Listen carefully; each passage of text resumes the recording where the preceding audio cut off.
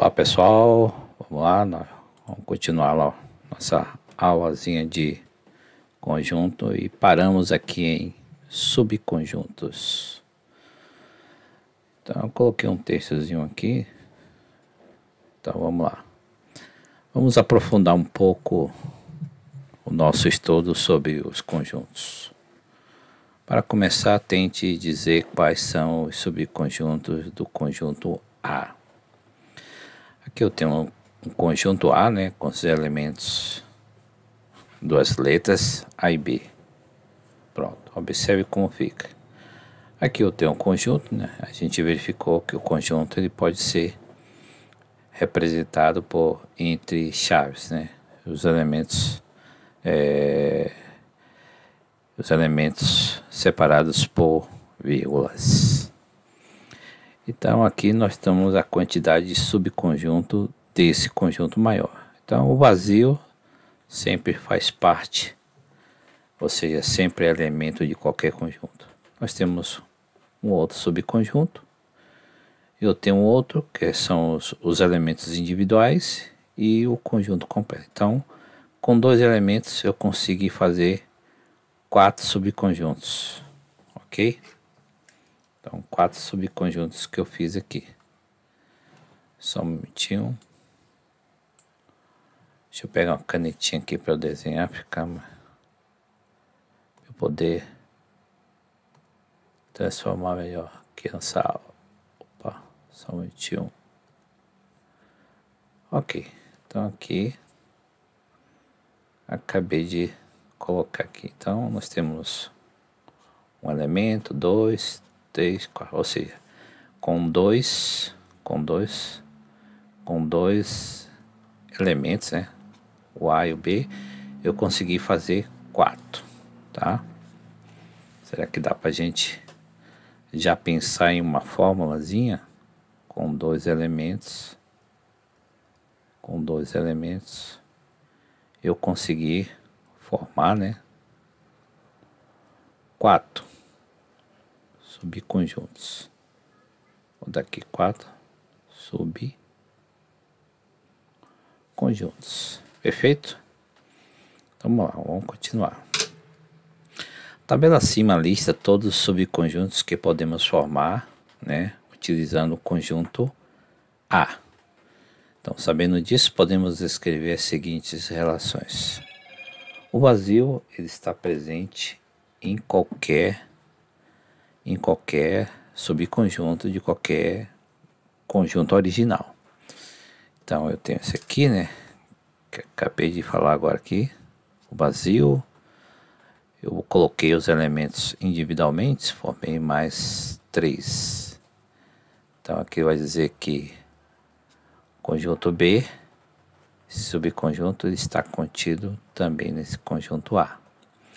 E os dois elementos aqui também está contido, voltou aqui o conjunto A. Então, vamos ver se é que eu consegui fazer 1, 2, o subconjunto A está contido no conjunto A, o subconjunto B está contido no conjunto A, e o subconjunto A e B também está contido no conjunto A. Então, essa é a tabela. Então, novamente dizendo, ó, com dois elementos, eu consegui, né? Eu consegui formar 4 subconjunto. Ok?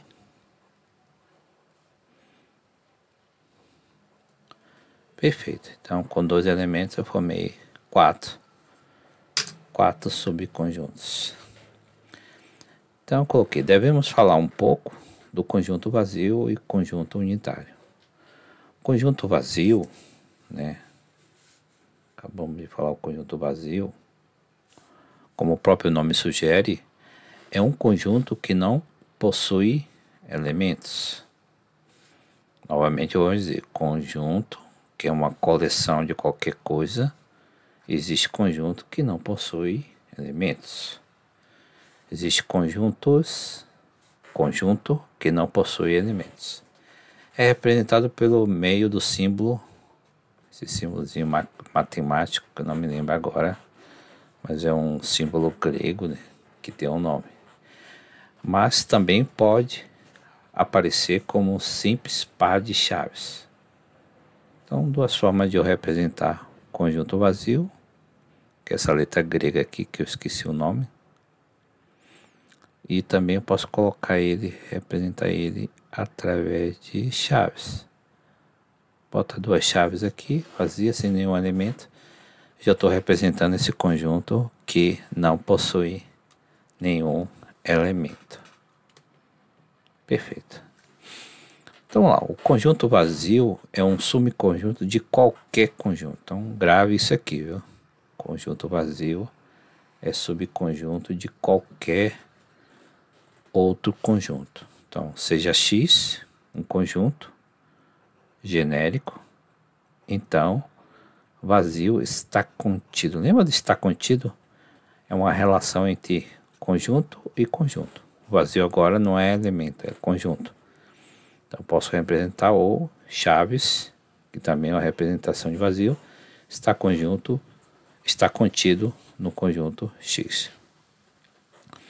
Observe que esse subconjunto aqui, A, está contido em A, indicando que qualquer conjunto é também um subconjunto de si mesmo. Seriam propriedades transitivas, ok? Seja B, outra. Vamos listar os seus subconjuntos. Então agora nós temos 3 elementos, perfeito? Vamos lá, como é que ficaria essa lista aqui? Pronto, novamente aquela lista que a gente faz, olha, 3 elementos, consegui formar um subconjunto, 2, 3, 4, 5, 6, 7 e 8. Ok? 8. Então vamos lá, vamos tentar raciocinar. Com 2 elementos, eu formei quantos subconjuntos? 4, né? Então aqui. Agora com 3 elementos, eu consigo formar quantos subconjuntos? 8. Então quando eu aumento aqui, ó, aumento em 1, praticamente eu dobro, faço o dobro. Aumentei 1, então se fosse 4 aqui, ó, aumentei 1, o que aconteceria? Seria 16, né? Não é isso? O dobro, multiplico por 2. Então vamos lá. Então esses aqui são subconjuntos formados por esse conjunto B. Então vamos ver como é que ficaria. Quando um subconjunto de B é diferente do próprio B, chamamos ele de subconjunto próprio de B. Quando um subconjunto de B é diferente do próprio B, chamamos ele de subconjunto próprio de B. Por exemplo, conjunto A, aqui 1, 2, 3, tá. São subconjuntos do próprio B, né? Faltou o vazio aqui. Faltou alguns elementos. Já o subconjunto A, B, C é denominado impróprio, pois é igual ao próprio B. Então esse subconjunto aí, que não é diferente de B, é um subconjunto próprio de B. Quando um subconjunto é igual ao próprio B, ele é chamado de um subconjunto impróprio. Por que impróprio? Porque é igual ao próprio B. Com os conjuntos listados na tabela acima, são subconjuntos de B. Então podemos escrever vazio, subconjunto de B, o A está contido, faltou colocar aqui, o A está contido em B, o próprio elemento B está contido ao conjunto B, o C está conjunto ao conjunto B, A e B também está contido em B, a C também está contido em B, BC também está contido em B, e o próprio conjunto B está contido também, é um subconjunto do próprio B. Observe que os subconjuntos de um conjunto são apenas diferentes combinações de seus elementos. Portanto, se você precisar listar os subconjuntos, siga os seguintes passos. Aqui temos aqui um passo a passo, né? O primeiro conjunto que você deve anotar como subconjunto é o conjunto vazio, né? Nós vimos que qualquer conjunto vazio é elemento de qualquer conjunto. Passo 2. Depois transforme em subconjunto cada elemento um por um. Passo 3.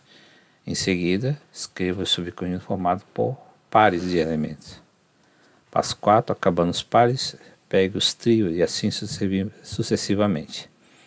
Seguindo essa receita, vamos listar o subconjunto desse conjunto aqui, conjunto C. 1, 2 e 3. Passo 1, colocamos o vazio, ó. Ok?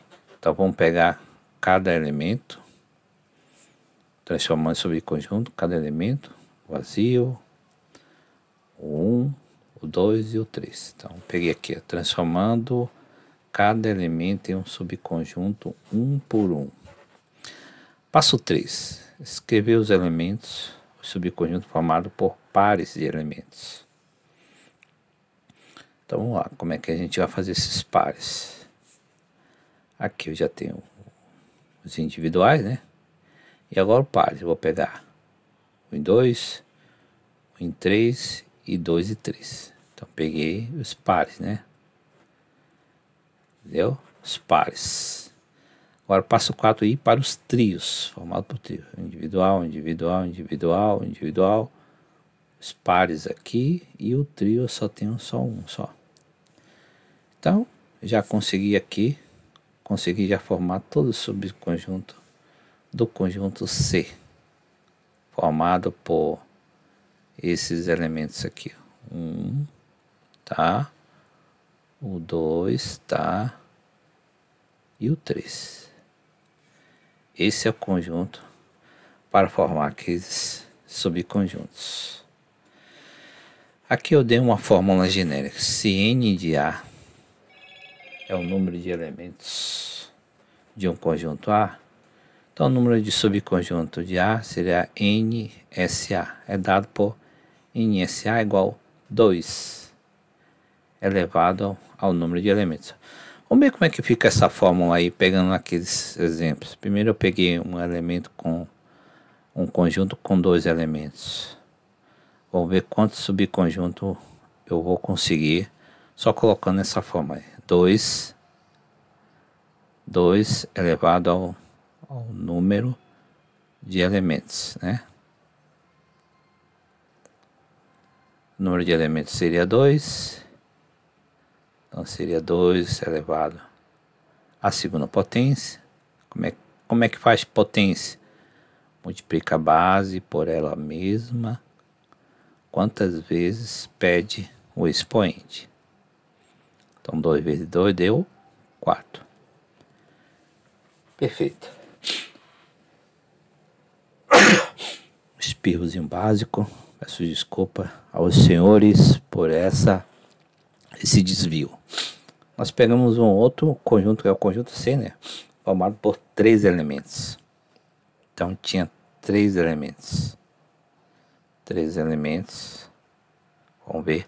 Colocando a forma, seria 2 elevado ao número de elementos, que é 3. Então 2 ao cubo seria 2 vezes 2 e vezes 2, que é igual a, ok? Potência. Então não é 2 vezes 3 que vai dar 6. É a base multiplicada por ela mesma, quantas vezes pede o expoente. O expoente é 3, então multiplica 3. Então 2 vezes 2, 4. 4 vezes 2, 8. Perfeito? Alguma dúvida aí? Alguma dúvida, senhores? Então vamos seguir. Então nós já temos uma fórmula para dizer que é nossa, né? Então já conseguimos já conseguimos aqui, né? Já conseguimos já. Deixa eu só apagar aqui. Já conseguimos já usar uma fórmulazinha para a gente usar, né? Para calcular o número de subconjunto. Por exemplo, vamos voltar no conjunto C, né? Aqui eu já fiz, ele está fazendo exatamente o que eu adiantei aqui, né? Então, eu vi aqui são 3 elementos, ok? Então ele colocou na fórmula, achou 8, perfeito. Logo C tem 8 subconjuntos. Então, tanto pela forma, pela forma como descrevendo os elementos, a gente conseguiu chegar nesse número de subconjuntos. Vamos para agora outra parte, conjunto das partes, que tem tudo a ver com subconjunto. O que é o conjunto das partes? O conjunto das partes é só descrever todos os elementos, todos os subconjuntos que um conjunto pode ter. Podemos juntar todos os subconjuntos de um conjunto para formar um novo conjunto. Esse novo conjunto formado é denominado conjunto das partes, representado pelo símbolo, que é um símbolo grego também, que eu não me lembro agora. Mas o importante é saber como calcular o conjunto das partes.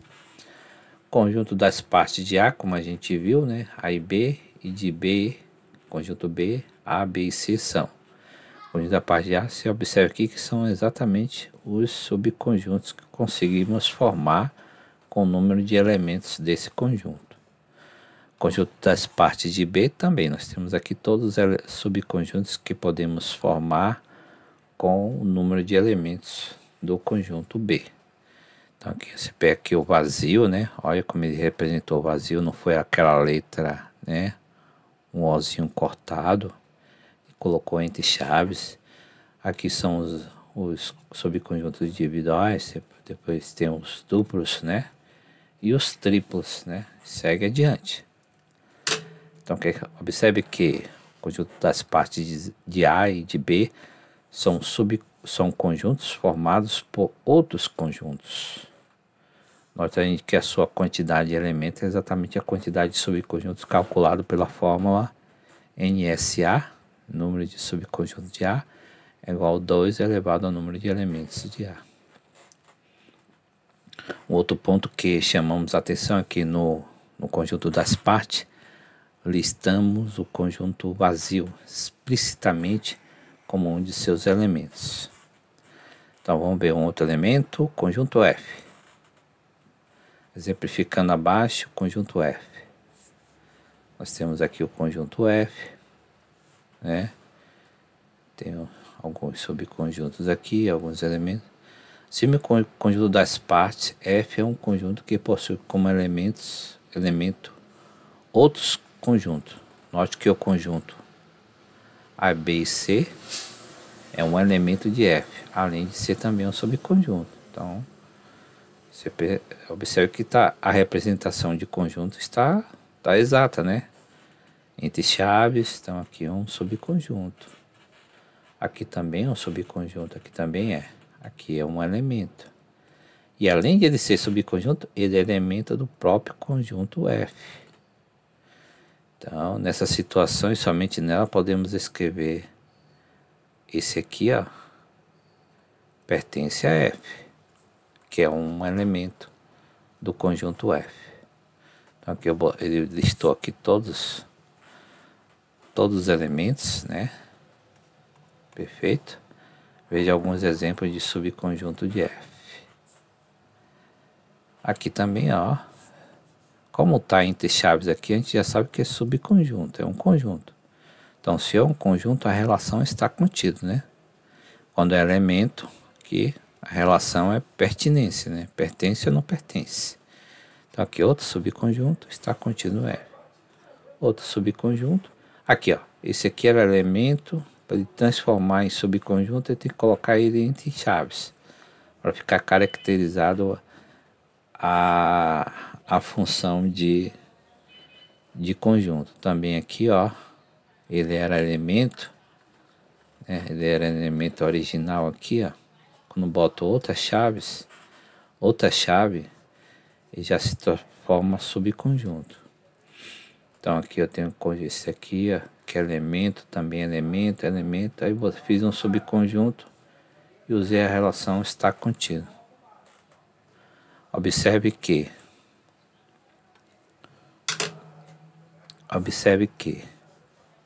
para representar o subconjunto que contém outros conjuntos, utilizamos sem problema algum 2 pares de chaves, o que eu acabei de falar. Para representar o subconjunto que contém outros conjuntos, utilizamos sem problema algum 2 pares de chaves. Conjuntos podem sim ser elementos de outros conjuntos e que podemos estabelecer uma relação de pertinência nessas situações. Então vamos lá agora falar em operações com conjunto. Eu tenho união, eu tenho intersecção, eu tenho complementar e tenho diferença. Então, representação por diagramas. Que seria isso? É uma forma de representar o próprio conjunto.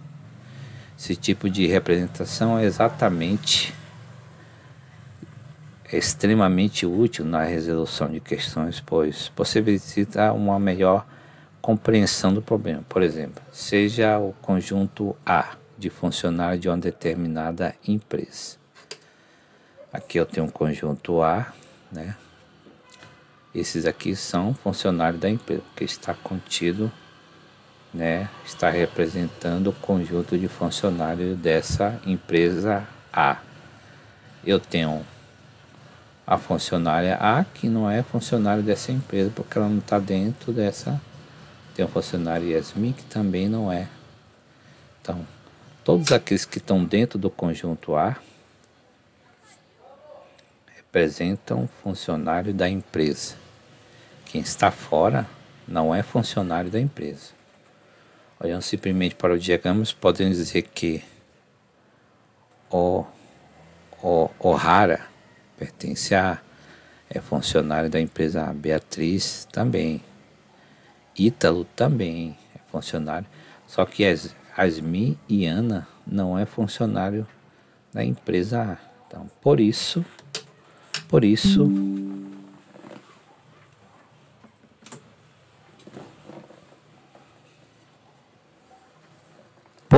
que está fora está fora ali do diagrama, porque não é elemento desse conjunto que é caracterizado pelos funcionários da empresa A. Esses diagramas são bastante conhecidos no meio matemático. Possuem um nome especial. São os diagramas de Venn-Euler. Venn-Euler, matemático, ou simplesmente diagrama de Venn. Esse tipo de representação é utilizada principalmente quando precisamos representar vários conjuntos ao mesmo tempo. Isso aqui é muito importante, até para raciocínio lógico e tudo mais. Então, essa representação de diagrama de Venn é extremamente importante para que a pessoa consiga fazer operações com conjunto, união, interseção, diferença e tudo mais. Existem diferentes maneiras de representarmos os conjuntos. A primeira delas, como estamos fazendo desde o começo da aula, como por exemplo, a primeira representação característica, né, bem simples, é entre chaves, colocando todos os elementos separados por vírgula ou ponto e vírgula. O que você quiser separar aqui. Você também pode colocar traços também, mas geralmente é vírgula, né? Chamamos esse tipo de representação por enumeração. A gente coloca todos os elementos aqui, né? Se for possível fazer dessa forma, a gente vai ver elementos infinitos, que a gente pode abreviar com 2 pontos e tudo mais. Tem elementos muito grandes que a gente vai usar outro tipo de representação, simplesmente para que possamos definir todos os elementos pertencentes a esse conjunto. Ademais, temos a representação por propriedade, né? Vamos supor, se eu tenho o conjunto das vogais, eu posso colocar uma propriedade. Ó, x, tal que x é vogal. Então, x seria os elementos desse conjunto. Então, o conjunto V é o conjunto do x tal que x é vogal. Então, toda vogal que se conhece, eu consigo né, defini-la ou representá-la através dessa propriedade, né? Então, todo mundo que conseguir ler aqui vai entender que esse conjunto V, em vez de eu colocar assim, representar ele numericamente, o conjunto V seria o que? O conjunto das vogais, o A, o E, o I, o O e o U. Então aqui seria os elementos. Então seria essa forma de representar. Então, propriedade é bem mais cômoda, é bem mais tranquilo de fazer, né? Porque aí eu não preciso enumerar todos esses conjuntos aqui, apesar de ser poucos, mas com a propriedade eu consigo, né, definir todos os elementos que são pertencentes a esse conjunto. Então, na prática, podemos ler tal conjunto da seguinte forma: V é o conjunto dos elementos de x, tal que x é vogal. Lemos essa barrinha vertical como tal que. Por fim, temos a representação por diagramas. Eu não coloquei aqui a representação de diagramas, né? Mas já está aqui logo aqui em cima aqui, ó. Eu poderia colocar também aqui, faltou, mas dá pra gente desenhar aqui. Vamos botar aqui os elementos: o A, o E, o I, o O e o U. Eu faço um diagramazinho delimitando todos esses elementos aqui, e aí denomino ele como conjunto A. Resolvido o probleminha ali, representamos ele por diagrama. União. O que seria união? União, né? O nome já diz. União é unir. Unir. O que é unir? É agrupar, né? Poderíamos dizer, né? Agrupar determinadas coisas, né? Reunir e tudo mais. Então, a união de conjunto é representada pelo símbolo, também um símbolo grego, e basicamente fundir. Fundir é condensar, né? Reunir dois conjuntos em um só. Então, aqui nós temos alguns conjuntos: conjunto A, conjunto B. E aqui nós temos a união, ó. O elemento 1 de A, né? Tem o elemento 3 também de A, coloquei. Elemento 2 de A também. Tem o elemento o A, vogal A letra B também e a letra C, ó. Então consegui colocar a união em forma de diagramas, mas também poderíamos colocar também numericamente também. No diagrama acima temos que A é 1, 2, 3 e B, A, B, C. Quando fazemos a união de A e B, criamos um conjunto que possui todos os elementos dos dois conjuntos. Então aqui ele colocou aqui ó, em forma de numericamente A unida a B, todos os elementos de A e B. Conseguimos colocar, mas pode acontecer uma situação que os elementos são repetidos. Então eu coloco uma vez só, né? Não é necessário colocar elementos repetidos, que é a mesma coisa de um só, né? Haverá casos em que os elementos possuirão um mesmo elemento, como acabei de falar. Quando for necessário fazer a união dos dois, você não precisar escrever duas vezes um elemento repetido. Aí ele vai dar um exemplo aqui, né? Nós temos o conjunto A, a aula já está acabando aqui. Só vamos representar aqui o conjunto A, o conjunto C e o conjunto D. Observe que o conjunto C tem 1, 2, o conjunto D também tem 2. Então não preciso repetir. Então na união eu posso colocar o 2 aqui, coloquei uma vez só. Coloquei o 7, que é do D, o 3, que é do D, o 5, que é do D, e o 8, que é do C, o 6, que é do C também, e o 4, que é do C também. Consegui reunir todos. Então vamos parar aqui em união, né? União de conjunto. Nós vamos continuar, não vem interseção, então vamos seguir falando sobre conjunto. É um assunto extremamente importante para quem vai seguir na sua vida matematicamente, né? Então não deixe de verificar esse assunto que é extremamente importante. Espero que tenham gostado da aula, né? Qualquer dúvida, qualquer orientação, qualquer observação, qualquer crítica, qualquer elogio, estamos abertos. Então, estamos começando essas aulazinhas para ajudar as pessoas que têm alguma dificuldade com relação a esse assunto.